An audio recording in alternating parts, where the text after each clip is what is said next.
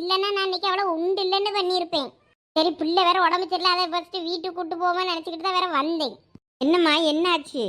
4 நாள் உங்க பெரியப்பங்க வீட்டில் இருக்கிறதுக்குள்ள ஊருக்குள்ளே கண்டதெல்லாம் பேசி அழுவலாம். உங்க அதை பெரியமை சண்டை போட்டுட்டு பெரியப்பா கூட சண்டை போட்டுட்டு வந்துட்டாலாம். அதனால இனிமேல் இங்கே தான் இருப்பாளாம், இங்கே தான் வீடை பற்றவளை வைக்க போகிறோமா அப்படியெல்லாம் பேசியிருக்காவ. ஐயோ, நீ உன் பாட்டுக்கு இரு. அத்தாண்ட மட்டும் போன பண்ணி 4 நாள் கழிச்சு வாரின்னு சொல்லு. நாங்கள் ஒரு சடங்கு ஃபங்க்ஷன் வேற இருக்கு, அதுக்கு வேற போனோம். நீயும் வா என்ன. ஐயா அங்கெல்லாம் நான் வரலப்பா, நீங்கள் போய் போயிட்டு வாங்க. ஏம்மா யாருக்கு சடங்குமா? அதாளா அன்னைக்கு நம்ம சென்னையில் பார்த்தோமே அந்த சாருமதி குடும்பம், அது அந்த சரண பையன் அத்தை பிள்ளை, அந்த பிள்ளை தான் பெரிய மனுஷியா இருக்கலாம்.